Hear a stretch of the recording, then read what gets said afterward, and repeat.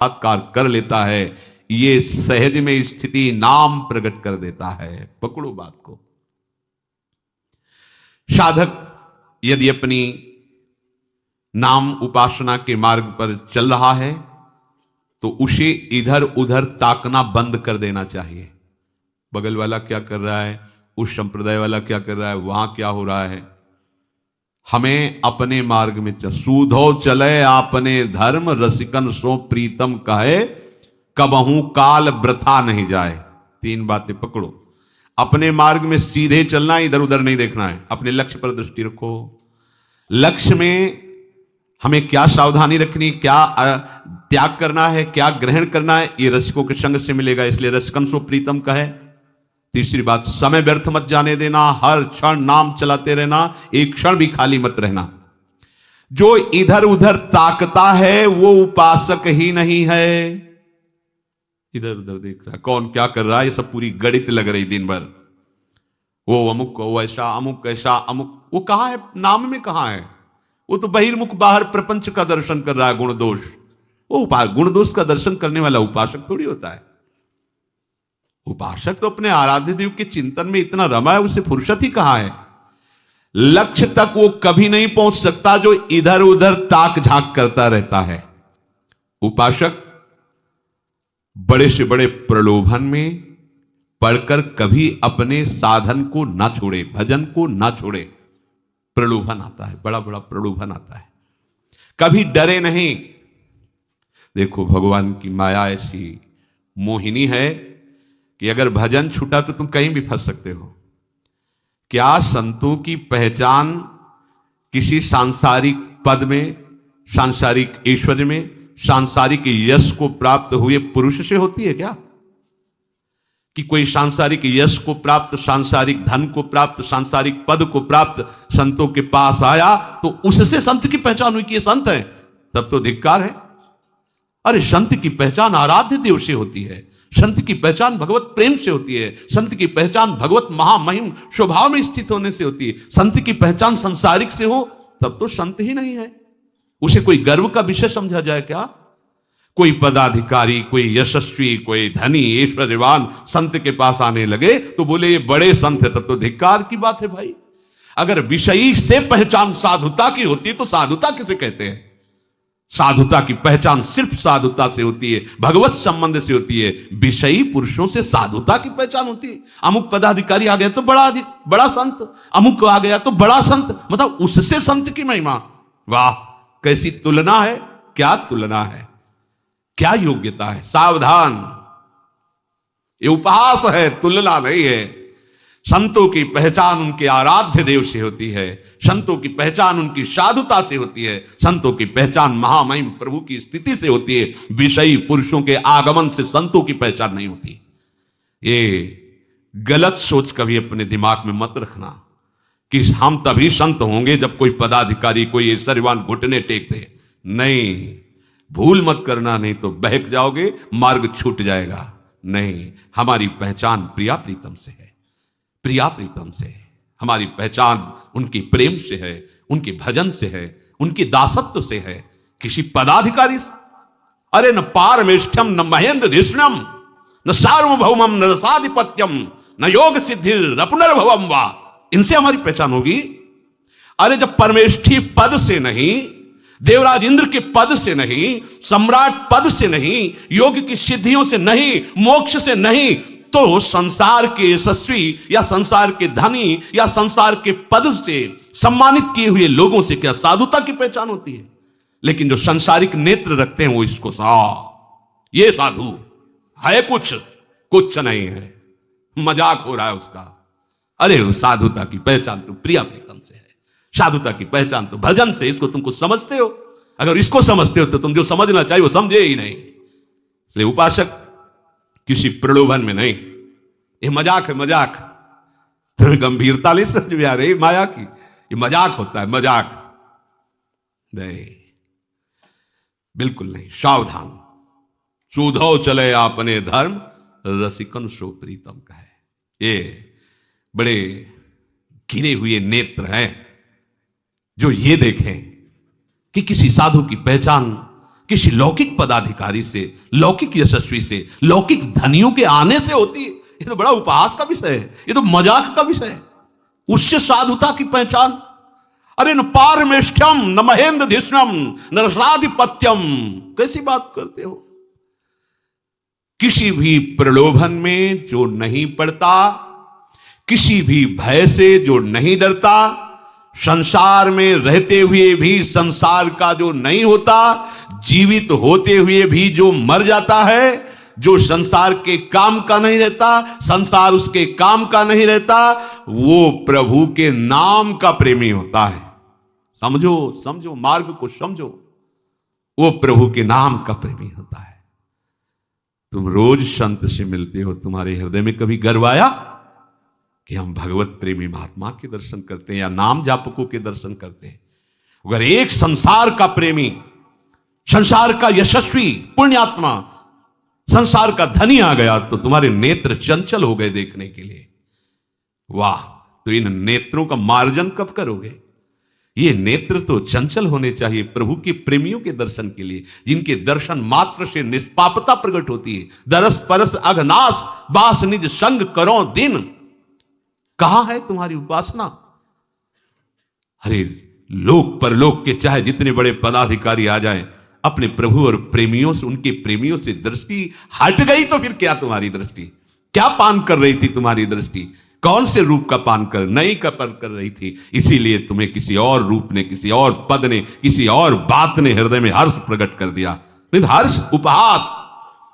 सोचो, कोई 100 खरब रुपए का संकल्प किए हो, उसे 10 रुपया दिया जाए, क्या होगा?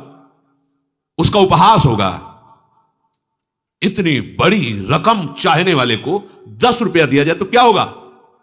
यह भी उदाहरण फिट नहीं बैठता, क्योंकि प्राकृतिक है। अनंत महामहिम प्रभु के दासत्व पद की वो महान वृत्ति जो योगियों मुनियों के द्वारा वांछित है, उस मार्ग में चलने वाले उपासक को अगर ऐसे और वो कोई महिमा नजर आवे तो धिक्कार, तुम्हारी बात ही क्या रह गई? क्या बात रह गई तुम्हारी? अखिल कोटि ब्रह्मांडों का नायक जहां घुटने टेके हुए कृपा की कोर चाहता है, उनके दासत्व से युक्त होना चाहते हो, तुम्हारी दृष्टि कहां लगी हुई है? इस लोक संसार के महत्व में। संसार का यश, संसार का महत्व झूठा स्वप्न है। अगर ये तुम्हें नहीं दिखाई दिया तो किस बात की साधना? अरे तुम यहां की बात विचार करो, ये किसके लिए लिखा है? ये उस भक्त के लिए लिखा है जो निरंतर भगवान का न पारमेष्ठ्यम न महेंद्र जिष्णम न रसाधिपत्यम न सार्वभौमम न योग सिद्धि पुनर्भवम वा। नहीं, तो आपको कहो ये क्या है? क्या है? माटी के धोंदे, इसी के सारी क्रीड़ाओं को सुख मानने वाले सच्चिदानंद प्रभु के दासत्व की प्राप्ति के मार्ग में चलने वाले उपासकों के सामने सुरपति नरपति लोकपति जिनके भावे घास रहे परमानंद में तज सब ही की आस, उसका नाम परमानंद प्रेमानंद। नहीं तो विषयानंद रख लेना चाहिए, परमानंद प्रेमानंद कहां से? जो किसी प्रलोभनों में नहीं, किसी भय से नहीं, संसार में रहते हुए संसार का नहीं, जीवित होते हुए जीवित नहीं, जीवित मर जाए उलटे आप में सब। साधुता की पहचान विषयी पुरुषों से। बड़े संत क्यों? अमुक धनी आया, अमुक पदाधिकारी नहीं, बड़े संत वो जो प्रियालाल के अनुराग में डूबे हुए, जिनकी नजर में सब घास फूस नजर आता है। या तो सब ब्रह्म, नहीं तो सब मिथ्या। दो ही सूत्र हैं, बीच में कुछ नहीं। या तो सर्वम खलमिदम ब्रह्म, नहीं तो ब्रह्म सत्यम जगन मिथ्या। पूरा टोटल झूठा, टोटल झूठा। उमा काओ में अनुभव अपना सत्य हरि भजन जगत। स्वप्न में सम्राट पद रख गया तो जागने पर यदि घास खोदने वाले हो तो घास खोदने वाले रहोगे, जागने पर तुम सम्राट का शासन नहीं कर सकते। ये स्वप्न है। स्वप्न का महत्व रखोगे तो सच्चिदानंद प्रभु में कब जागोगे? ये केवल पढ़ने लिखने की बातें नहीं, स्थिति होती है। सुरपति नरपति लोकपति जिनके भावे घास, ये पहचान है प्रभु के दासत्व की।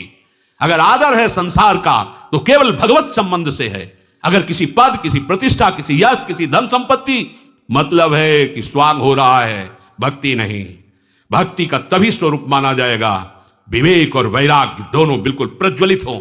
बिन विवेक वैराग्य भक्ति बिन सत्य न एको मानो, भगवत विमुख कपट चतुराई सो पाखंडे जानो। ये गर्व का विषय है, गर्व का विषय है। श्री श्यामाजू के बल अभिमानी। अनंत ब्रह्मांडों के स्वामी से भी टेढ़े रहे मोहन रसिया सो, टेढ़े रहे मोहन रसिया सो, बोले अटपट बानी हम सी श्यामाजू के बल। अब कहां हो जहां देवलोक भूलोक रसातल सोनी कवि कुल मत डरिए, वह तुम्हारा किसी पांच भौतिक रूप को देखने के लिए नेत्र, योग्यता कहां तुम्हारे नेत्रों की प्रियालाल को देखने की? अभी तो मलमूत्र की थैली है, ऊपर से चमड़ा है, थोड़ा कोई को गोरा है, कोई सांवला है, कोई बनावट में अच्छा है, कोई बुरा है, लेकिन है तो सब माटी का ही पांच भौतिक। तुम्हारे नेत्र अगर इन रूपों को देखने में तो वो रूप कब देख पाओगे? जहां देवलोक भूलोक रसातल सुनि कविकुल, पाछे न हुती अब हूं आगे हूं न होए है, या गति अद्भुत रूप की और है। कहां लक्ष्य है? लक्ष्य कहां है? अरे ये सब ऐसे दिखाई देते हैं संसार के रूप, जैसे मकान में आग लग जाए तो कैसा दिखाई देता है, ऐसे उस रूप को जिसको देखने के लिए तुम्हें श्री जी ने आकर्षित किया है, जिस महिमा आप समझ नहीं पा रहे। इतना बड़ा कोई खिलाड़ी होगा श्री कृष्ण जैसा? कालिया नाग की फण पर चढ़कर नृत्य करते हुए उसके अहंकार का मर्दन कर दिया। 60,000 हाथियों का बल रखने वाले कोलियापिड़ को एक घूंसे से बैठाल दिया। मुष्टिक चाणूर ऐसे महाबली की कोई इनके सामने नहीं खड़ा हो सकता, ऐसे पछाड़ के गुड्डी गुड्डा की तरह ऐसे मार के फेंक दिया। कंस जैसा महावीर जिसके बल से प्रभावित होकर जरासंध ने अपनी 2 पुत्रियों का ब्याह कर दिया, घसीट के सिंहासन से पटक के मार डाला, ऐसे महाबली के बल का तुम्हें गर्व नहीं है?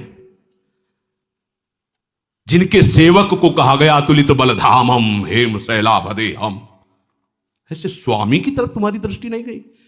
कौन इतना बड़ा खिलाड़ी है कि पलक झपकते अनंत ब्रह्मांडों का खेल स्वयं में स्वयं रच दिया? कभी तुम्हें आश्चर्य नहीं होता अपने प्रभु पर?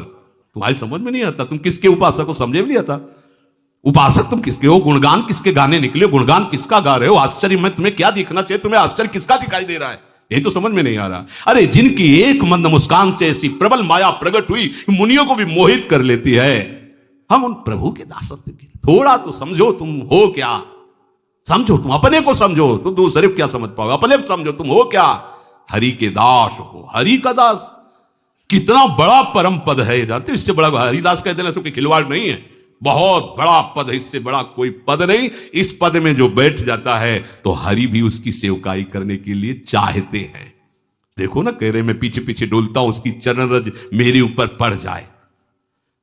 तो उपासक को चाहिए, सर्वप्रथम आवश्यक है कि अपनी बुद्धि को प्रभु में ऐसी अर्पित कर दे कि इस बुद्धि पर किसी का कभी भी कोई भी प्रभाव ना पड़े। बैठकर विचार करो, किसी का कभी भी कोई भी प्रभाव बुद्धि पर ना पड़े। रूप में देखो तो, गुण में देखो तो, बल में देखो तो, कलाओं में देखो तो, महिमा में देखो तो, ऐश्वर्य में, लक्ष्मी में देखो, उनके चरण ही चाप रही साक्षात लक्ष्मी।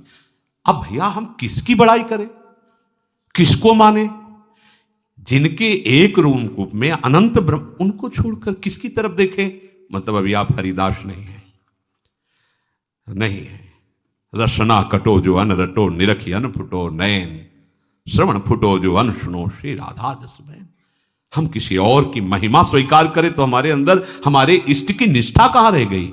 या तो सब ब्रह्म या तो सब मिथ्या। एक पॉइंट पे चलो, उमा कहूं मैं अनुभव अपना सत हरिभजन तो जगत सब सपना। या तो सब ब्रह्म, जब सब समान तो फिर महिमा कैसे तुम्हारी आकर्षित हो गई? किसी नाम रूप में, किसी अलग पद प्रतिष्ठा में तुम्हारे अंदर हर्ष कैसे आ गया? मतलब अभी ठीक ठिकाने पे बुद्धि समर्पित नहीं हुई है। अगर बुद्धि समर्पित है तो केवल महिमा जागृत होगी अपने प्रभु की, दूसरे की नहीं, दूसरों न कोई।